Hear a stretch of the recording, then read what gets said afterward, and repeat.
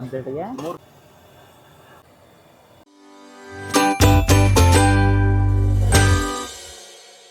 Hello guys, welcome to Dinesh perspective. ಇವತ್ತು ನಾವೆಲ್ಲಿ ಬಂದಿದ್ದೀವಿ ಅಂತ ಹೇಳಿದ್ರೆ ನಾಟಿ ದೊನ್ನೆ ಬಿರಿಯಾನಿ, ಬಿಸಿಯಾಗಿ ಮಟನ್ ಲೆಗ್ ಸೂಪು, ತಟ್ಟೆ ಇಡ್ಲಿ ಅಂತ ಅಂದ್ಬಿಟ್ಟು ಸುಮಾರು ವೆರೈಟೀಸ್ ಎಲ್ಲ ಸಿಗುತ್ತೆ. ಲೊಕೇಶನ್ ಬಗ್ಗೆ ಹೇಳ್ಬೇಕು ಅಂತಂದ್ರೆ ನ್ಯಾಷನಲ್ ಕಾಲೇಜ್ ಮೆಟ್ರೋ ಸ್ಟೇಷನ್ ಹತ್ರನೇ.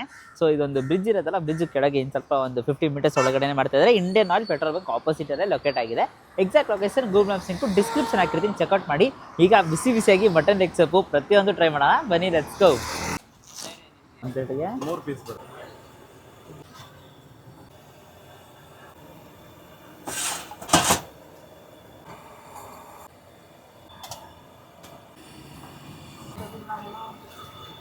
ಹೈಟ್ ನಾಟ್ ಡೆಪ್ತ್ ಇದೆ.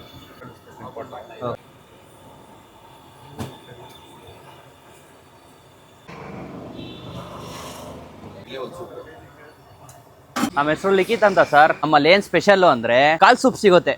ಹೊರಗಡೆ ಸರೌಂಡಿಂಗ್ ಎಲ್ಲೂ ಸಿಗಲ್ಲ. ಮೇಯ್ನ್ ಕಾಲ್ ಸೂಪು, ಪ್ಯೂರ್ ನಾಟಿ ಸ್ಟೈಲ್ಸ್ ಕಾಲ್ ಸೂಪು. ಸೂಪ್ ಕುಡಿದ್ರೆ ಗಂಟು ನೋವು, ನೆಗಡಿ, ತಲೆನೋವು, ಜ್ವರ ಪೂರ ಕ್ಲಿಯರು.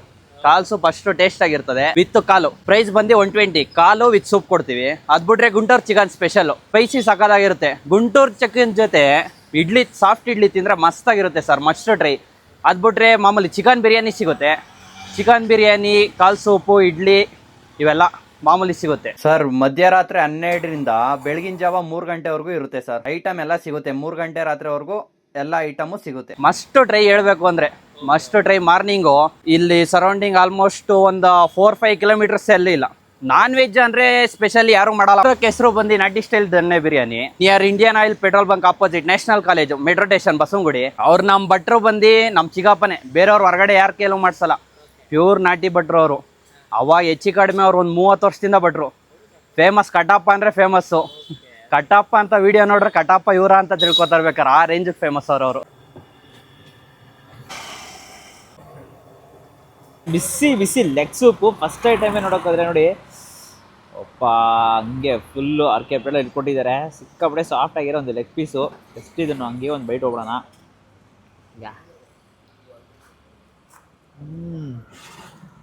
ಓ ಮೈ ಗಾಡ್, ಜ್ಯೂಸಿಯಾಗಿದೆ. ಒಳ್ಳೆ ಪೆಪ್ಪರ್ ಫ್ಲೇವರ್ ನನಗೆ ಈಸಿಯಾಗಿ ಗೊತ್ತಾಗ್ತಾ ಇದೆ ಅಂತಲೇ ಹೇಳಬೇಕು. ಒಳ್ಳೆ ಮಸಾಲ ಯೂಸ್ ಮಾಡಿ ಒಂದು ಒಳ್ಳೆ ಮಟನ್ ಲೆಗ್ ಸೂಪು ಥರ ಕುಡಿಯೋಕ್ಕೆ ಒಳ್ಳೆ ಟೇಸ್ಟು. ಇದರ ಬಿಸಿ ಕುಡಿದ್ರೆ ನೆಕ್ಸ್ಟ್ ಐಟಮ್ ಎಲ್ಲ ಟ್ರೈ ಮಾಡ್ತಾನೆ ಇರ್ಬೋದು.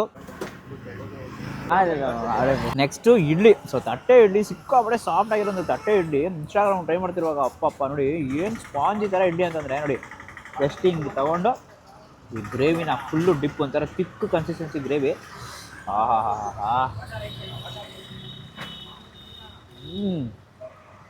ತುಂಬಾ ಸೂಪರಾಗಿದೆ.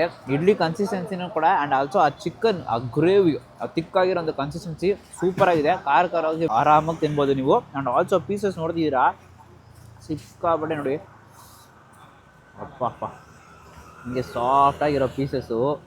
ಇದನ್ನು ಹಂಗೆ ಒಂದು ಬೈಟ್ ಹೋಗೋಣ.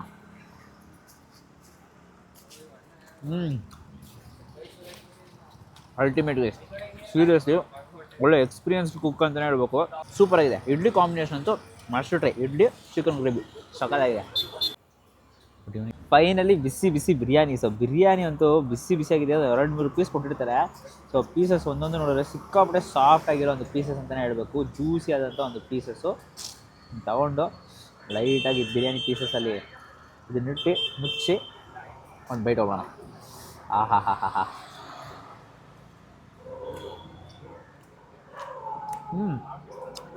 ಒಂದು ಮೈಲ್ಡ್ ಫ್ಲೇವರ್ ಆಫ್ ಬಿರಿಯಾನಿ ಅಂತಲೇ ಹೇಳಬೇಕು.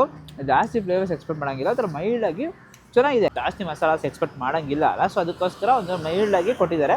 ಬೇಕು ಅಂದರೆ ಶೇರ್ವ ಇರುತ್ತೆ ಅಥವಾ ಚಿಕನ್ ಗ್ರೇವಿ ಕೂಡ ಇರುತ್ತೆ. ಅದನ್ನು ಲೈಟಾಗಿ ತೊಗೊಂಡು ಚೆನ್ನಾಗಿ ಮಿಕ್ಸ್ ಮಾಡಿಕೊಂಡು ಒಂದು ಬೈಟ್ ಹೋಗೋಣ.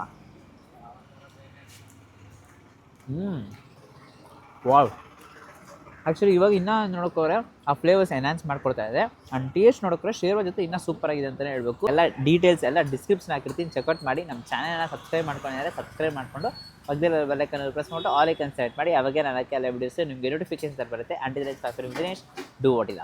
ಬಾಯ್.